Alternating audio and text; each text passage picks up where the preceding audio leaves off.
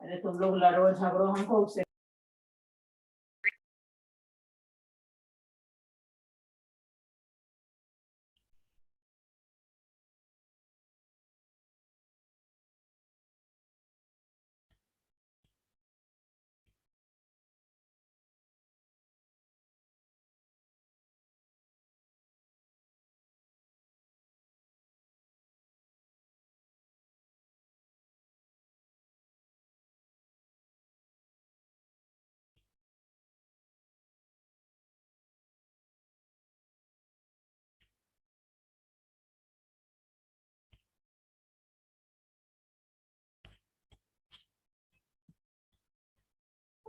Okay, good afternoon.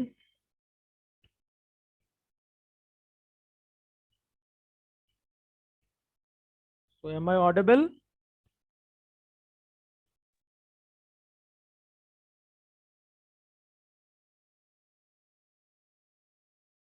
आवाज सुनाई दे रहा है? Yes, sir. Okay. So this is the microwave lab. So बहुत दिन बाद हम लोग लैब शेड्यूल में आए।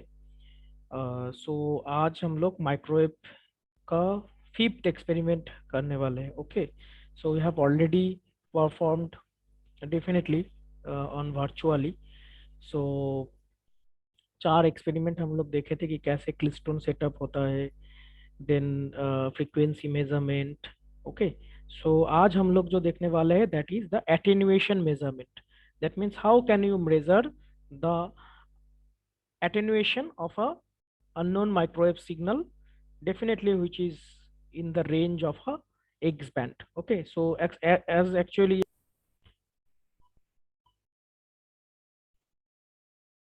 ओके मेरा नेट डिस्कनेक्ट हो गया था एज यहाँ पे बहुत ही क्लाउडी वेदर है, सो नेटवर्क का इश्यूज हो रहा है। So anyway I think now I am audible. Okay, so हम लोग 4 एक्सपेरिमेंट ऑलरेडी किए थे। So let's go to the Google classroom. वहाँ पे हम लोग आज जो फिफ्थ माइक्रोवेव का जो असाइनमेंट है एटेन्यूएशन मेजरमेंट, तुम लोग के रिक्वेस्ट के मुताबिक हम एक सीनियर्स का मतलब एटेन्यूएशन, ताकि तुम लोग का थोड़ा सा आसान हो जाए, तो उसके रिगार्डिंग एक मैनुअल हम अपलोड किए हैं। Okay, so let's go to the Google classroom. वही लिखना है सर, हाँ बोलो। वही लिखना है हाँ वही लिखना है, जो क्योंकि आप। यहाँ पे तो प्रैक्टिकली तो मतलब रीडिंग लेना पॉसिबल नहीं है। तो लास्ट टाइम मतलब ये हम लोग का लैब में हुआ था। तो ये देखो ऑलरेडी ये माइक्रोवेव लैब सेक्शन में चले जाओगे। माइक्रोवेव लैब सेक्शन में ये माइक्रोवेव इंजीनियरिंग लैब 5 है। Okay, so ultimately please note down the date. Already तुम लोग का जो एग्जामिनेशन है वो इस मंथ का लास्ट में या सितंबर का शुरू में ये सुनने में आ रहा है। ऑफलाइन या ऑनलाइन ये अभी तक डिसाइड नहीं हुआ है, तो जब फॉर्म फिलअप होगा तो उस समय पता चलेगा। सो राइटली तो अगर ऑफलाइन होता है या फिर जो भी है तो लैब भी अगर हो सकता है, ऑफलाइन में हो सकता है, लेकिन हमको लगता है कि सारा का सारा लेबोरेटरी इस बार तो ऑनलाइन मोड में ही हुआ है। तो ऑफलाइन लेबोरेटरी एग्जाम्स होने का चांसेस तो हमको लगता है कम है, लेकिन कुछ भी हो सकता है। जब तक नोटिस नहीं आता है तो कुछ भी हम प्रेडिक्ट मतलब एश्योरेंस के साथ नहीं बोल सकते। तो व्हाट एवर, तो देखो अभी जो मतलब ये लैब है, ये माइक्रोवेव लैब सेक्शन में हम लोग है, ठीक है। तो एक एक है मेरा क्लास का सेशंस। यहाँ पे अगर देखोगे एक है माइक्रोवेव असाइनमेंट्स, जहाँ से मतलब हम स्टूडेंट्स को जांच करते हैं। एक्चुअली हम 7 असाइनमेंट्स दे चुके हैं, फिर से हम बोल रहे हैं। देखो 7 असाइनमेंट्स में अभी तक टर्न इन मतलब ये 18 स्टूडेंट दिया है, 19 स्टूडेंट अभी तक पेंडिंग है, नहीं हो किया है, नहीं दिया है, ठीक है। तो इसमें देखो 6 का असाइनमेंट 21 स्टूडेंट दिया है, 16 स्टूडेंट अभी भी पेंडिंग है। तो मैक्सिमम हम देख रहे हैं कि सारा का सारा स्टूडेंट्स नहीं, मतलब जो जो दिया है वो सारा दिया है, जो नहीं दिया है वो एक भी नहीं दिया। मैं तो मैक्सिमम केसेस में हम ये ऑब्जर्व किए, जिसका नहीं है उसका कुछ भी नहीं है, ना तो लैब रिपोर्ट है, ना तो असाइनमेंट सबमिटेड है। तो देखो ये सारा का सारा ऑनलाइन में रिकॉर्डेड है, ठीक है। तो बाद में जब जिस समय अगर कम नंबर मिलता है तो उस समय मत बोलना कि सर ऐसा ऐसा क्यों हुआ। ठीक है, क्योंकि सारा का सारा ऑनलाइन प्रोसेस में रिकॉर्ड हो रहा है सब। तुम लोग हम कुछ तुम लोग का एक डेडलाइन एक्सटेंड भी करते हैं, चलो ठीक है, एक दिन अगर डिले हुआ कोई बात नहीं, लेकिन सबमिट ही नहीं करोगे। एकदम 4 महीना 5 महीना से क्लास चल रहा है, अगर शुरू के दिन से जो वन नंबर असाइनमेंट, सारा का सारा असाइनमेंट तो बड़ा नहीं है कि 50 नंबर होते हैं, इसमें छोटा छोटा असाइनमेंट भी है, 3 क्वेश्चन वाला 4 क्वेश्चन वाला असाइनमेंट भी है, क्विज है। लेकिन कुछ भी अगर सबमिट, तो उसके लिए तो सेम नहीं रहेगा ना। जो मतलब कंटिन्यूअसली टाइम टू टाइम एकदम अटेंड किया है, लैब क्लासेस सबमिट किया है, तो डेफिनेटली दोनों का नंबर तो सेम नहीं रहेगा। ठीक है, तो एक बार हम रिकैप कर देते हैं कि हम लोग पास फास्ट में एक बार जो ये देखो, तुम लोग जो फर्स्ट 1 2 एंड 3, ठीक है, ये एक्सपेरिमेंट्स हम तुम लोग को लिखने के लिए बोले थे। ठीक है, करीब ये हम 8 जून तक पोस्ट किए थे। तो अभी तक 27 स्टूडेंट सबमिट किए हो, रेदर हम सारा चेक नहीं कर पाए हैं। ठीक है, 27 स्टूडेंट पोस्ट किया, अभी तक 10 स्टूडेंट वही लैब मैनुअल सबमिट नहीं किया है, तो इसका डेट तो चला गया है। और ये जो उसके बाद जो नंबर 4 एंड नंबर 5 जो है, ठीक है, नंबर 4 एंड नंबर 5, ये नंबर 4 वाला था, lab 4 VI characteristics of gun, ये भी हम पोस्ट किए थे। ठीक है, इसका मतलब राइट अप भी हम पोस्ट किए थे। एंड जो अभी आज जो होगा ये एटेन्यूएशन वाला, क्योंकि ये तुम लोग का ताकि इजी हो। ठीक है, क्योंकि फर्स्ट 1 2 3 तुम लोग लिखे थे अपने अपना तरीका से, हम चेक भी किए 1 2, लेकिन ये तुम लोग का इजी के लिए हम दिए। Okay, so let's start today's experiment. Today's experiment is very simple.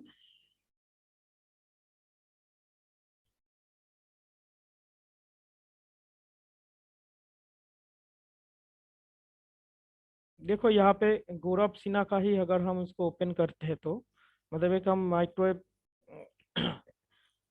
का जो लैब एक्सपेरिमेंट वो ये सबमिट किया है।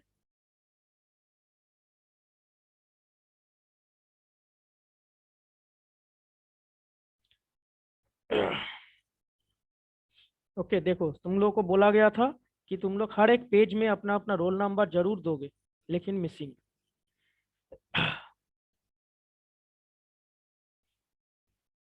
रोल नंबर 2 नहीं है।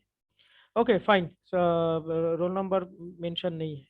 तो हम इस ब्लॉक डायग्राम में इसी से हम इसको ओपन किए ताकि इस ब्लॉक डायग्राम को हमको मिल जाए। तो देखो, this is the microwave setup. Okay, this is the microwave setup. कोई भी टेस्ट बेंच हम लोग के पास रहता है, तो फर्स्ट हम लोग क्या जानते हैं, स्टेप्स याद रखना बहुत ही इंपॉर्टेंट पॉइंट है। कोई भी एक्सपेरिमेंट एक्चुअली माइक्रोवेव में हम लोग मेजरमेंट करते हैं। ठीक है, उसको कोई उसका पैरामीटर्स हम लोग चेक करते हैं, उसका पैरामीटर्स हम लोग चेक करते। एक सेकेंड,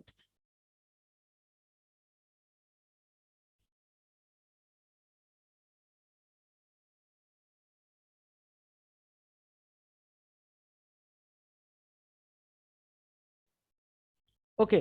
सो हम जो बोल रहे हैं कि ये जो कोई भी एक्सपेरिमेंट करने से पहले, ठीक है, हम लोग का जो स्टेप्स है, क्लियरली सुनाई दे रहा है ना? कभी कभी आवाज यस सर। कट जा रहा है। अच्छा, ठीक है, अब क्या बोलेंगे बोलो। अब इसमें तो हम कोशिश कर रहे हैं कि मैक्सिमम आवाज सुनाई दे, लेकिन आज नेटवर्क का बहुत ही इश्यूज है। हम खुद भी मतलब कुछ काम कर रहे थे, नेटवर्क बार बार डिस्कनेक्ट हो जा रहा है।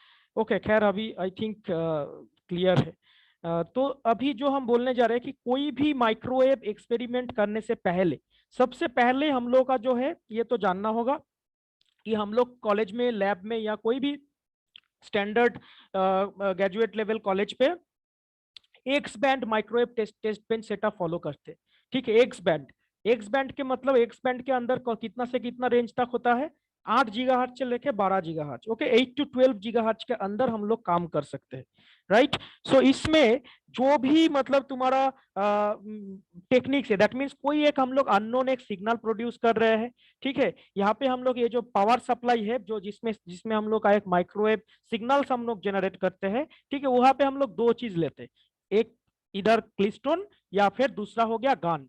ठीक है, दोनों का ही मतलब अंदर में मतलब वो इलेक्ट्रॉन बीम जनरेट के थ्रू, तुम लोग जानते हो क्लिस्टोन का अंदर कैसे कैसे काम करता है, गान कैसे कैसे काम करता है। तो दोनों का अंदर का जो फिनोमेनन है, दोनों का अंदर का जो प्रिंसिपल है वो अलग है, लेकिन हम लोग का मेन आउटकम जो है to achieve a high frequency microwave signal. Okay, microwave signal तुम लोग जानते हो कि गीगाहर्ट्ज रेंज में होगा। तो हम लोग का ये टेस्ट बेंच जो है 8 से 12 गीगाहर्ट्ज के अंदर हम लोग काम करेंगे। देन हम लोग का एक प्रॉपर बेंच सेटअप चाहिए। ठीक है, ये जो क्लिस्टोन पावर सप्लाई, ये हर एक लगभग लगभग देखोगे क्लिस्टोन माउंट मतलब हर एक एक्सपेरिमेंट के लिए सब सेम ही है। ये सेटअप हम लोग का स्टैंडर्ड एक सेटअप है, जिसके अंदर हम लोग कोई भी एक माइक्रोवेव सिग्नल का अननोन इम्पिडेंस या फिर फ्रीक्वेंसी या फिर VSWR ये सब मेजर करते हैं। दैट मीन्स एक सिग्नल का जो पैरामीटर्स, डिफरेंट पैरामीटर्स, उसको हम लोग चेक करते हैं। ठीक है, तो ये चेक करने से पहले हम लोगों को क्या करना पड़ता है, सबसे पहले ये माइक्रोवेव टेस्ट बेंच को प्रॉपरली ट्यून करना पड़ता है। ठीक है, हम फर्स्ट एक्सपेरिमेंट में ऑलरेडी ये सब मतलब एक वीडियो के साथ एक्सप्लेन किए थे। तो जो लोग अभी तक नहीं देखे हो, यूट्यूब में जाके मेरा माइक्रोवेव लैब 1, ठीक है, माइक्रोवेव लैब 1 इंट्रोडक्शन, ये वाला चेक करोगे, उसमें वीडियो के साथ है। तो वो बेंच को प्रॉपरली सेटअप करके ही हम लोग को एक्सपेरिमेंट करना पड़ेगा। ठीक है, क्लियर हुआ? सिंपल लाइक लास्ट में भी हम एक एग्जांपल दिए थे। सपोज मान लो एक वाटर पाइप है, सपोज एक वाटर पाइप है, ठीक है, एक एग्जांपल दे रहा हूँ। तो उसमें से मान लो तुम इधर से पानी प्रोवाइड कर रहे हो, ठीक है, वाटर तुम दे रहे हो, तो तुम डेफिनेटली इधर से मतलब कोशिश करोगे कि मैक्सिमम आउटपुट तुमको मिले। ठीक है, अब इधर अगर मान लो तुम्हारा एक तो होल है, ठीक है, यहाँ पे मान लो वाटर पाइप कोई बेंड हो गया है, तो क्या होगा, हर एक जगह पे तुम्हारा वाटर का जो फ्लो है वो घट जाएगा। एंड अगर मान लो तुम पैर से इसको पूरा दबा दे रहे हो, ठीक है, वाटर पाइप में कोई एक खड़ा हो गया, तो क्या होगा, वाटर इसी से फिर वापस चला जाएगा, है ना। दैट मीन्स ये लाइन, ये वाटर पाइप तो पहले क्लीन रहेगा, तभी मतलब ये अगर कोई भी रेजिस्टेंस नहीं रहेगा तभी तो ये फ्लो हो पाएगा कंप्लीटली। ठीक है, तो हम लोग एकदम प्रॉपरली ये सेटअप करने के साथ, दैट मीन्स ये जो हम लोग क्लिस्टोन पावर से हम लोग प्रोवाइड कर रहे हैं, और हम लोग कोशिश करेंगे, इनपुट प्रोवाइड करेंगे और कोशिश करेंगे हम लोग जो अल्टीमेटली ये जो CRO है या फिर VSWR मीटर है, तो जिससे भी हम लोग मेजर करेंगे तो वो मैक्सिमम सिग्नल हम लोग को मिले। ठीक है, समटाइम्स हम लोग को मैक्सिमम सिग्नल्स नहीं मिलता है for different type of loss. Okay, attenuation loss होता है। एंड कोई भी एक डिवाइस अगर इम्प्लांट करते हो तो वो खुद भी एक कुछ एनर्जी डिजॉर्ब मतलब एब्जॉर्ब कर लेता है, दैट यू नो। सो इसीलिए जितना तुम टेस्ट बेंच में पैसिव कंपोनेंट्स को इंसर्ट करते चले जाओगे, तो उसी हिसाब से तुम्हारा लॉसेस भी बढ़ता चला जाएगा। You know that thing. Okay, so इसी तरह से मतलब हम जो बोलना चाह रहे हैं कि हम लोग को सबसे पहले बेंच को ट्यून करना पड़ता है। This is the very very important step. Okay, so हम लोग को अगर एक्सपेरिमेंट करना पड़ता है अगर 15 मिनट, तो हम लोग को ट्यून करने में मतलब जो लोग स्टूडेंट्स है, बिगिनर है, तो उन लोगों को ट्यून करने में ही 15 मिनट, 20 मिनट, 25 मिनट लग जाता है कि मैक्सिमम ट्यून। मतलब ट्यून मतलब सिंपल ट्यूनिंग का मतलब क्या होता है कि एक प्रॉपरली मैचिंग, है ना। जैसे अगर मान लो कोई एक म्यूजिकल इंस्ट्रूमेंट प्ले कर रहा है, सपोज मान लो गिटार। सो गिटार अगर प्ले करने जा रहे हैं कोई भी, तो तुम लोग शायद आइडिया है कि गिटार प्ले करने से पहले उसको प्रॉपरली ट्यून करना पड़ता है। दैट मीन्स एक एक पर्टिकुलर स्ट्रिंग का एक एक अलग अलग फ्रीक्वेंसी रहता है ना। सो किसी का लो, किसी का हाई, तो वो एक टोटल सेट ऑफ मतलब यूनिवर्सली एक स्टैंडर्ड हर एक अलग अलग 6 स्ट्रिंग रहता है। 6 स्ट्रिंग को अलग अलग फ्रीक्वेंसी में सेट किया जाता है, तब जाके वो एक साउंड, एक कॉर्ड प्ले होगा, तब जाके वो एक सुंदर या उसी तरह का साउंड एक मिलेगा जो वो चाहता है। अगर मेरे को अगर कोई ऊपर में जो ट्यूनिंग नॉब रहता है उसको घुमा देगा, तो फिर क्या होगा, ट्यूनिंग बिगड़ जाएगा। तो कोई भी अगर प्रॉपरली प्ले करेगा तभी जाके हम लोग को उल्टा पुल्टा साउंड मिलेगा। ओके, ठीक सिमिलरली इसी तरह से हम लोग का जो तबला होता है, कोई भी कुछ भी वायलिन होता है, तो सब में हम लोग को पहले प्ले करने से पहले ट्यूनिंग करना पड़ता है। ठीक है, तो हम इसीलिए एक प्रैक्टिकल एग्जांपल दिए ताकि उसमें जो ट्यून किया जाता है ताकि हम लोग को प्रॉपरली साउंड मिले। और यहाँ पे हम लोग ट्यून करेंगे किस लिए, यहाँ पे हम लोग इसीलिए ट्यून करते हैं कि जो पावर हम लोग प्रोवाइड कर रहे हैं इनपुट सेक्शन से, तो हम लोग आउटपुट सेक्शन से मैक्सिमम टू मैक्सिमम पावर हम लोग को मिल जाए। ठीक है, क्लियर हुआ? अब कोई हमको ये बोलो कि इस सब का जो एक individual just in a very short, क्योंकि ये ऑलरेडी तुम लोग लिख चुके हो, है ना, तो कोई हमको एक सिंपल वन सिंगल सेंटेंस में बोलो कि ये सब का अलग अलग फंक्शन क्या होता है, क्योंकि this is very very important. Lab में अगर भाइवा होता है, एक्सटर्नल भाइवा लेंगे, तो ये this is a very very common question to all. ठीक है, कि ये जो क्लिस्टोन पावर सप्लाई है, क्लिस्टोन माउंट है, आइसोलेटर है, इसका काम क्या होता है। फर्स्ट बोलो कि क्लिस्टोन पावर सप्लाई का काम क्या है, ऑलरेडी हम आज भी बोल चुके हैं। डोंट वेस्ट टाइम, कोई एक बोलो, अगर नहीं जानते हो तो भी बोलो कि sir I do not know. Klystron power supply का काम,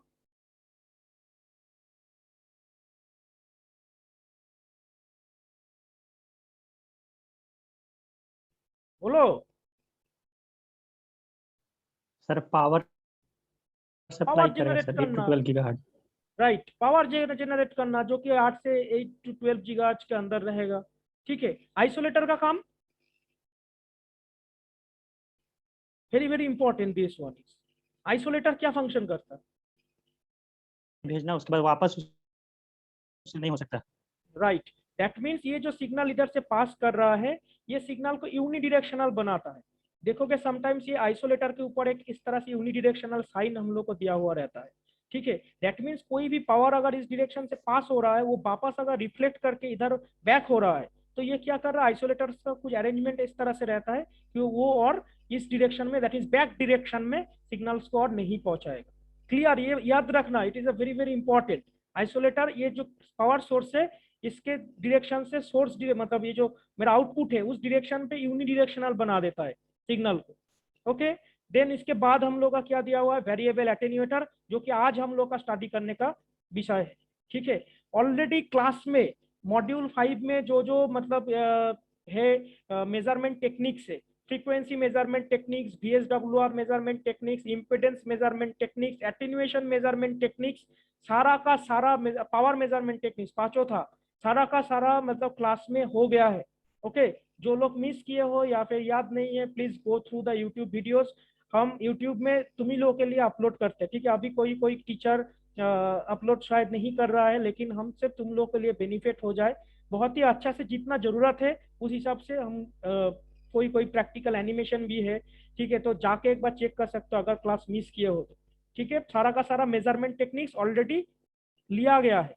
तो यहाँ पे जो है प्रैक्टिकली मतलब वो भी प्रैक्टिकली है, मतलब प्रैक्टिकल सेंस में ही उसमें मतलब मेजरमेंट क्या है, मेजरमेंट तो बेसिकली प्रैक्टिकली तो होगा मेजर करना, लेकिन हम लोग लैब में हो सकता है कुछ दूसरा तरीका से और भी सिंपल फॉर्मेट में उसको उस एक्सपेरिमेंट को ऑपरेट करते हैं।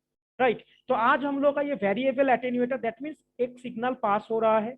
ठीक है, हम लोग के पास एक वेरिएबल एटेन्यूएटर है, उस एटेन्यूएटर के ऊपर एक नॉब रहेगा, हम तुम लोग को दिखाएंगे। तो वो जैसे जैसे हम लोग उस नॉब को टाइट करेंगे, घुमाएंगे, क्या होगा, हम लोग स्क्रीन पे देखेंगे कि हम लोगों का आउटपुट जो है वो धीरे धीरे घट जाए। ठीक है, तो अभी उसमें आएंगे। तो उसके बाद फ्रीक्वेंसी मीटर है, जिसके थ्रू हम लोग एक वर्चुअली एक इस सिग्नल्स का फ्रीक्वेंसी कितना है वो मेजर कर सकते हैं। इस तरह से दो दो मेटालिक लाइन दिया हुआ रहता है उसके सर बीच। तो हाँ बोलो बोलो। सर वेरिएबल एटेन्यूएटर, हाँ, variable attenuator sir variable attenuator का सर फंक्शन, काम आप बोले ना कि सर सिग्नल को डिक्रीज करता हाँ, नो नो है, तो नो सर उससे not sir not signal loss decrease, नहीं होगा जो भी मतलब नॉट वेवफॉर्म। Not decrease. देखो, कोई भी एक मान लो एक्सपेरिमेंट तुम कर रहे हो, ठीक है, कोई भी एक्सपेरिमेंट कर रहे हो, तो क्लिस्टोन पावर सप्लाई, ये जो क्लिस्टोन पावर सप्लाई है, इससे एक पर्टिकुलर सिग्नल जनरेट हो रहा है with some particular amplitude and particular frequency. Right, एक पर्टिकुलर सिग्नल जनरेट हो रहा है। तो ये तो हम लोग मतलब मेजरमेंट टेक्निक्स के लिए मतलब ये सब एक स्टडी, पैरामेट्रिक स्टडी। लेकिन अगर मान लो ये एटेन्यूएटर का यूज किस जगह पे होता है, प्रैक्टिकली सोचो। अगर मान लो तुम्हारा इस जगह पे एक हाई एक माइक्रोवेव सिग्नल जनरेट हो रहा है जिसका फ्रीक्वेंसी मान लो 2.5 गीगाहर्ट्ज है, ये हम एक नॉर्मल केसेस में बता रहा है। ठीक है, एंड एम्पलीट्यूड मान लो एक्स एक्स एम्पलीट्यूड। लेकिन मान लो तुम कुछ प्रैक्टिकली कुछ काम करने के लिए जा रहे हो, ठीक है, जिसमें तुम्हारा उतना एम्पलीट्यूड वोल्टेज नहीं लगेगा। ठीक है, तो उस समय क्या होगा, तुम तो ये पावर सप्लाई को तो चेंज नहीं कर पाओगे। क्लियर हुआ? हाँ, दो पावर सप्लाई से भी हम लोग ये सिग्नल को चेंज कर सकते हैं। हम लोग अगर रिपेलर वोल्टेज को घुमा देंगे, तुम लोग जानते हो there are two types of voltage, एक बीम वोल्टेज एंड एक रिपेलर वोल्टेज। तो रिपेलर वोल्टेज को अगर घुमा देंगे तो इलेक्ट्रॉन्स बीम्स का जो एक्सेलरेशन है उसमें चेंजिंग हो, दैट मींस ग्रुप वेलोसिटी, और जानते हो तुम लोग वेलोसिटी मॉड्यूलेशन होता है, उसमें चेंज आ जाता है। तो उसमें जो हो जाएगा तुम्हारा सिग्नल टोटली चेंज हो जाएगा। लेकिन वो उसको हटाओ, उस कंसेप्ट को हटाओ। मतलब हम ये बोलना चाह रहे हैं कि सेम एक पर्टिकुलर सिग्नल है, सेम पर्टिकुलर सिग्नल एक बार से सोर्स से जनरेट हो गया क्लिस्टोन पावर सप्लाई से, देन उसके बाद तुम प्रैक्टिकली कुछ एक्सपेरिमेंट कर रहे हो जिसमें तुमको उतना एम्पलीट्यूड नहीं लगेगा।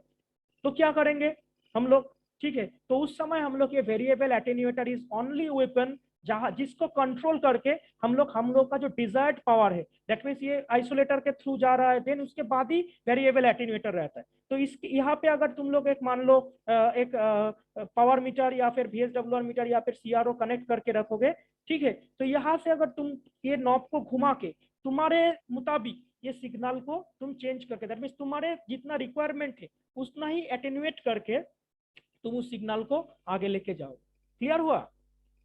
That means it is in your hand that how much amplitude is required for your how much amplitude is required for a particular case. It is in your hand and you can only operate through this variable attenuator. Clear हुआ? Yes sir. Okay. So उसके बाद frequency meter and then जो outputting जो मेरा terminal रहता है slotted section. देखो ये जो स्लॉटेड सेक्शन है, फ्रीक्वेंसी मीटर है, ये हम लोग का इस एक्सपेरिमेंट के लिए नॉट रिक्वायर्ड। फ्रीक्वेंसी मीटर अगर नहीं भी लगा के रखोगे तो भी हम लोग इस एक्सपेरिमेंट को कर सकते हैं, लेकिन हम पहले क्या बोले हैं कि this is the standard microwave test bench setup. ठीक है, हम लोग इसको ज्यादा मतलब खोल के कनेक्ट नहीं, ये मतलब एक स्टैंडर्ड सेटअप है जिसके थ्रू हम लोग का जो बेसिक एक्सपेरिमेंट्स है उसको हम लोग सारा कर सकते हैं। ऐसा ही रहता है टेस्ट बेंच। ठीक है, अब मान लो तुम लोग एक डायरेक्शनल कपलर का एक्सपेरिमेंट करने जाओगे तो क्या होगा, इसमें तो डायरेक्शनल कपलर कनेक्टेड नहीं है। सपोज मान लो तुम लोग मैजिक टी का एक्सपेरिमेंट करने जाओगे तो इसमें तो कनेक्टेड नहीं है, देन क्या होगा, then you have to put in this, मतलब कोई भी एक जगह पे सम मतलब मैक्सिमम केसेस में ये एटेन्यूएटर के बाद हम लोग उस डिवाइस को पुट करते हैं। सपोज डायरेक्शनल कपलर हो गया, मैजिक टी हो गया, ठीक है, वो सब इसके बीच में रहेगा। देन उसके बाद हम लोग एक्सपेरिमेंट कर सकते हैं कि सिग्नल्स का लॉस क्या है या सिग्नल्स का डायरेक्शन क्या क्या हो रहा है। क्लियर हुआ? लेकिन नॉर्मली ये हम लोग का स्टैंडर्ड बेंच सेटअप रहता है। अगर तुम मान लो एक कोई भी एक गन सेटअप या क्लिस्टोन सेटअप खरीदोगे मार्केट से तो तुम लोग को ये मिलेगा, सिर्फ ये बेंच मिले, नॉट द सीआरओ नहीं मिलेगा, सीआरओ अलग से परचेस करना पड़ेगा, लेकिन ये सब मिलेगा। ठीक है, पावर सप्लाई, आइसोलेटर, एटेन्यूएटर, ये एक सेट में आएगा। अब इसके बाद तुम अगर एडिशनल कुछ लेना चाहोगे then you have to purchase separately. Suppose एक डायरेक्शनल कपलर लेना चाहते हो, एक मैजिक टी लेना चाहते हो, ठीक है, एक सेपरेटली तुमको परचेस करना पड़ेगा। ओके, सो ये था मेरा बेसिक एक्सपेरिमेंटल सेटअप।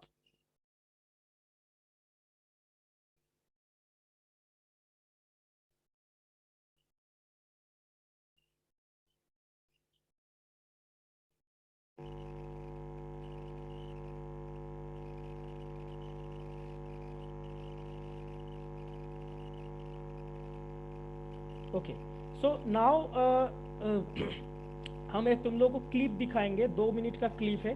ठीक है, अगर वॉइस नहीं सुनाई देता है तो आई विल एक्सप्लेन इट, सिर्फ 2 मिनट्स का है। देखो इसमें एटेन्यूएशन कैसे मेजर किया जा रहा है and I have taken it from YouTube. Okay, so क्योंकि ड्यू टू सम रीज़न मतलब अभी फिजिकली पॉसिबल नहीं हुआ तो I have taken it from YouTube. So जो सोल क्रेडिट है इसका ओरिजिनल ओनर का ही है। ठीक है, तो हम एजुकेशनल पर्पस के लिए इसको यूज़ करेंगे। तो देखो अभी, अच्छा ये शुरू करने से पहले हम तुम लोग का एक सिंपल क्वेश्चन बताते हैं, क्योंकि you are very much aware of this term attenuation. कोई हमको ये बोलो तो एटेन्यूएशन का अगर डिफाइन करेंगे हम तो तुम लोग को बोले कि इसको मतलब एटेन्यूएशन मतलब समव्हाट, मतलब वो सिग्नल का आउटपुट हम लोग को कम हो जाएगा जितना हम लोग एटेन्यूएशन को बढ़ाते चले जाएंगे। लेकिन इसका मतलब कोई और एक साइंटिफिक टेक्निकल कुछ बोलना चाहते हो, मतलब कोई एक टेक्निकल आंसर एटेन्यूएशन में बेसिकली होता क्या है?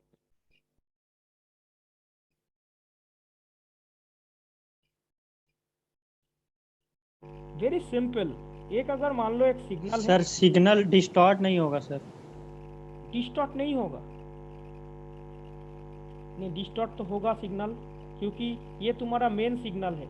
मेन सिग्नल अगर है तो इसको अगर मान लो यहाँ पे तुम्हारा टाइम है या फिर डिस्टेंस है और यहाँ पे एम्पलीट्यूड है, ये हमारा मेरा एक नॉर्मल सिग्नल है। जस्ट हम एटेन्यूएशन को एक्सप्लेन कर रहे हैं। ठीक है, एटेन्यूएशन को एक्सप्लेन कर रहे हैं। This is not related with microwave, मतलब ये सारा का सारा इलेक्ट्रॉनिक्स के लिए, माइक्रोवेव तो इलेक्ट्रॉनिक्स का ही पार्ट है। तो कम्युनिकेशन का एस्पेक्ट से तुम लोग सोच सकते हो कि ये जो मेरा मतलब एक एनर्जी सिग्नल, दैट मीन्स एक इलेक्ट्रोमैग्नेटिक वेव मान लो पास हो रहा है, जिसमें इतना एक्स एम्पलीट्यूड है, हम कोई फिगर नहीं लिख रहे हैं, और एक पर्टिकुलर फ्रीक्वेंसी।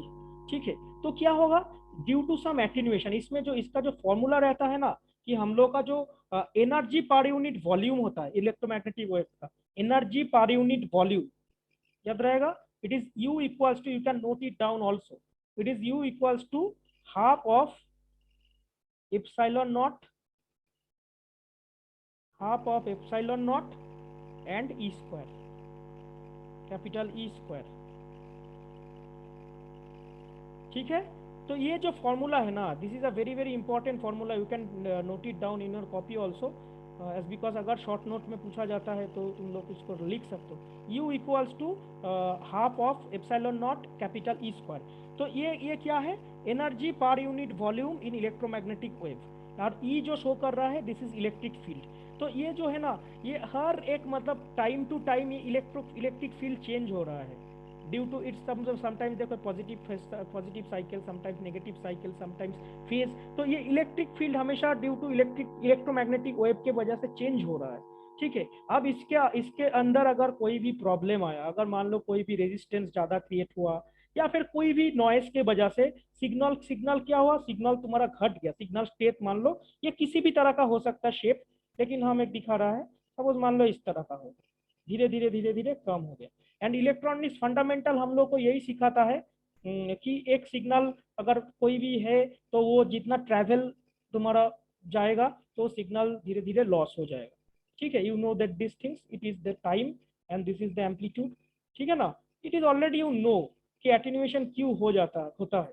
सपोज मान लो एक मोबाइल टावर, यहाँ पे एक मोबाइल टावर खड़ा है, यहाँ पे एक मोबाइल टावर खड़ा है, तो क्या हो रहा है, मोबाइल टावर के सामने जिन लोगों का घर है they can better access the network, you know this things.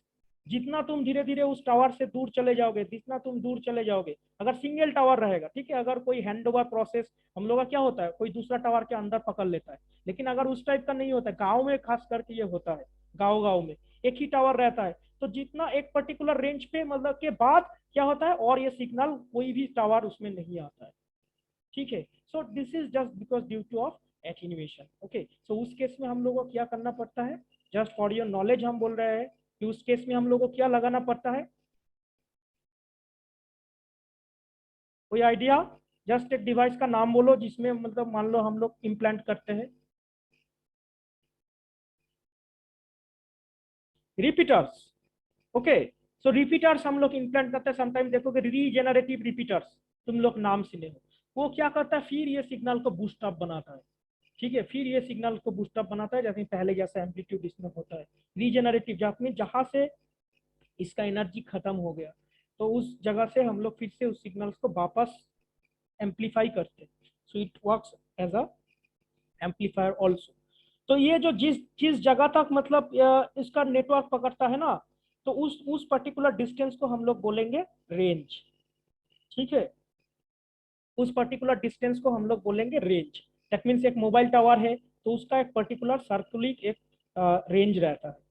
ठीक है, उस रेंज के अंदर तुम्हारा नेटवर्क पकड़ेगा, उस रेंज के बाहर चले जाओगे then you can not access this particular network. Clear हुआ?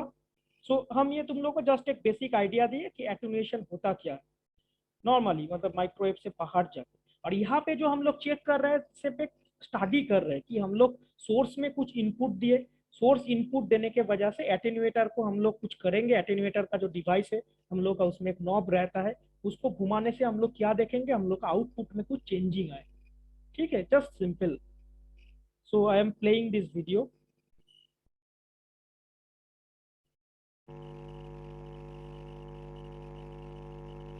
फिर से बोल रहा हूँ कि इसका जो मेन सोल ओनर है, इसका क्रेडिट नहीं का है, हम एडुकेशनली जस्ट यूज कर रहे हैं। इज इट ऑडिबल वीडियो और साउंड कुछ आ रहा है?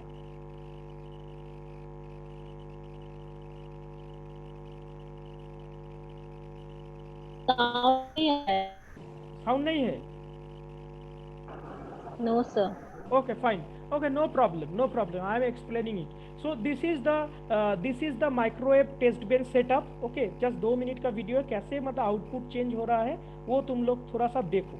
ठीक है, ये हम लोग का एक पावर सोर्स है, पावर सप्लाई है। ये पावर सप्लाई से हम लोग एक सिग्नल जनरेट कर रहे हैं। सिंपल, इसमें ज़्यादा कंपोनेंट्स नहीं दिया गया है, सिर्फ एक वेरिएबल एटेन्यूएटर को रखे हैं। उससे पहले का आइसोलेटर है यहाँ पे डेफिनेटली, तो एक वेरिएबल एटेन्यूएटर, उसके बाद फ्रीक्वेंसी मीटर, उसके बाद स्लॉटेड सेक्शन, देन उसके बाद एक डिटेक्शन माउंट के थ्रू हम लोग ऊपर में ये जो सीआरओ देख रहे हो, सीआरओ में इसका वेव फॉर्म देखेंगे। सीआरओ में क्या देखते हैं बेसिकली, सीआरओ में देखेंगे इसका आउटपुट हमेशा क्या होता है, एक स्क्वायर वेव पैटर्न में आता है। Already last practical exam experiments में तुम लोग जानते हो। तो एक स्क्वायर वेव पहले जनरेट होगा, ठीक है, पहले इसको ट्यून कंडीशन में आउटपुट मिलेगा, ठीक है। तो ये इसमें शो किया जा रहा है कि कैसे कैसे मतलब सिग्नल्स को हम लोग देंगे। That mean some beam voltage रहेगा, समथिंग रिपेलर वोल्टेज रहेगा।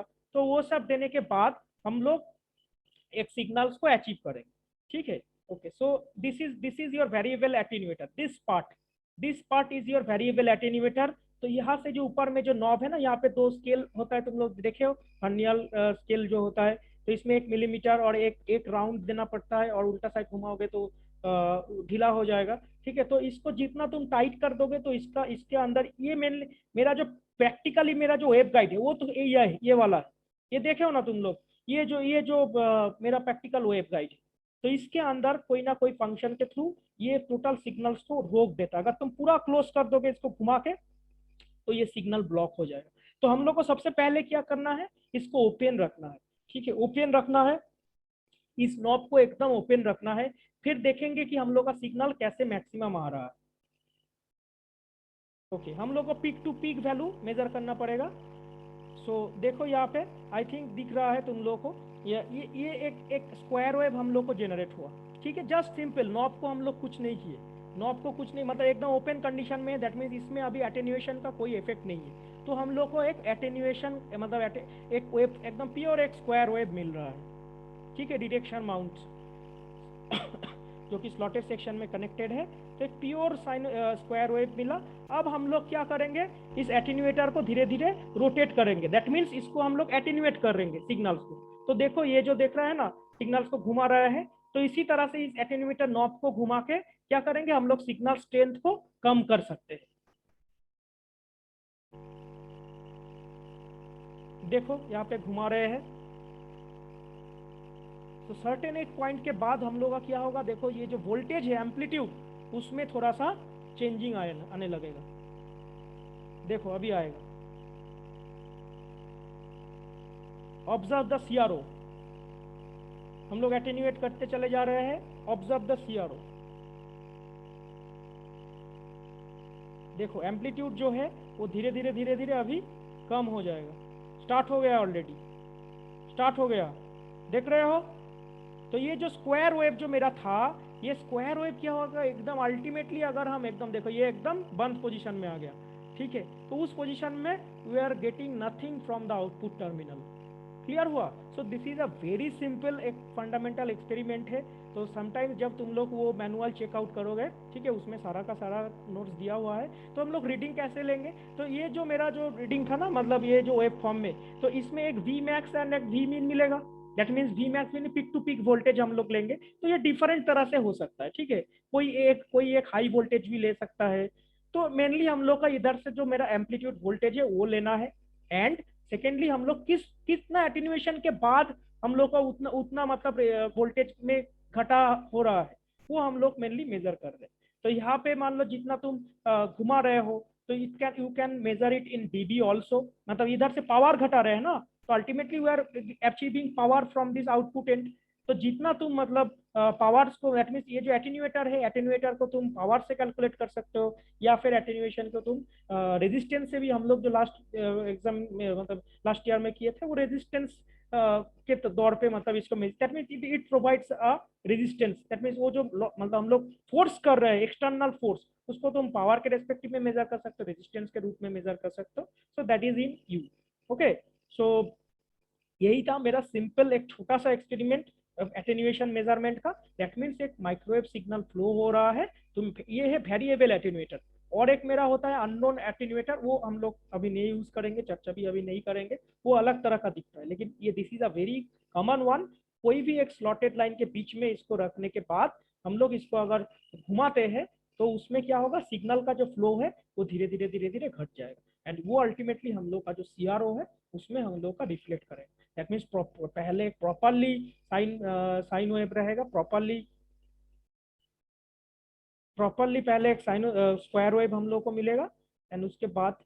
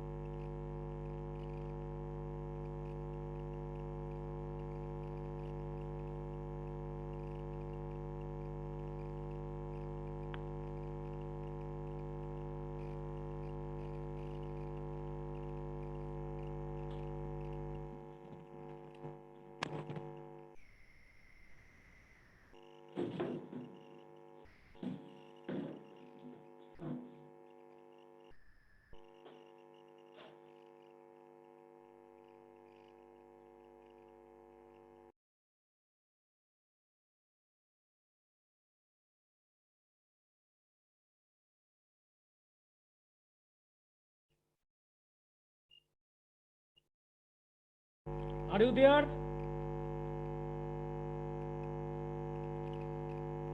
मेरा नेट डिस्कनेक्ट हो गया था इससे बहुत। Are you there? Yes Yes. Sir. आवाज नहीं आ रहा था सर। हाँ हाँ हाँ, मेरा नेट डिस्कनेक्ट हो गया था तो बहुत मतलब सिम फिर बंद करके एक बार नेट ऑफ करके ऑन करना पड़ा। So that's all about the attenuation. I think video तुम लोग देख लिए, हम तो बहुत देर तक कंटिन्यू कर रहे थे, फिर देखे कि मीटिंग से बाहर चले आए। सो वीडियो ऑलरेडी है 2 मिनट का, एक बार तुम लोग यूट्यूब मतलब वो गूगल क्लासरूम में जाके जस्ट 2 मिनट का है, एक बार देख लो। उसमें जो क्या हो रहा है कि एक सिंपल एक माइक्रोवेव सिग्नल एटेन्यूएटर का जो हम लोग का वेरिएबल एटेन्यूएटर है, उस नॉब को घुमा के हम लोग का जो मेन पहले जो पावर मिल रहा था उसको हम लोग कंट्रोल कर पा रहे हैं। ठीक है, उस पावर को हम लोग मेजर कर पा रहे हैं। सो ये जो एटेन्यूएशन है that will be measured in definitely power unit में, लेकिन समटाइम्स हम लोग इसको रेजिस्टेंस में भी मेजर कर सकते हैं। दैट मीन्स कितना रेजिस्टेंस प्रोवाइड करने के बाद हम लोग को कितना घाटा हुआ, तो उसका रीडिंग तुम लोग का देखोगे, हम ऑलरेडी प्रोवाइड करते हैं, नहीं तो तुम लोग कैसे मिलेगा। सो एक वी इन का टेबल है, एक वी आउट का टेबल। ठीक है, वी इन मतलब एटेन्यूएशन से पहले, वी आउट मतलब एटेन्यूएशन के बाद। ठीक है, तो वी इन में हम लोग थोड़ा थोड़ा चेंज किए हैं सिग्नल्स को, एंड उसी में कुछ attenuation that means resistance provide करने के बाद हम लोग का कितना मतलब आउटपुट में चेंजिंग हो रहा है, तो वो हम लोग को मिल रहा है। आराम से तुम एक बार स्टार्टिंग करोगे, 2 पेज का मैनुअल है। ठीक है, तो उसको थ्रू अगर जाओगे तो समझ में आ जाएगा। ठीक है, उसमें कैलकुलेशन है पावर को कैसे मेजर किया जाता है, अगर पावर अगर it is in voltage form then कैसे उसका फॉर्मूला होगा, तो वो भी लिखा हुआ है। ओके, सो यहाँ पे हम नहीं शो कर रहे हैं, तो 2 पेज का है। तो ultimately you have to submit the 5 microwave lab journal. Okay, clear रहेगा? बाकी फ्रेंड लोगों को बोल देना। आई थिंक यहाँ पे बहुत ही कम स्टूडेंट्स अभी तक प्रेजेंट है, तो 5 एक्सपेरिमेंट सबमिट करना है, जल्द से जल्द सबमिट करोगे, हम ऐसा भी एक डेडलाइन तुम लोग को दे देंगे। ठीक है, क्योंकि जितना जल्दी ये प्रैक्टिकल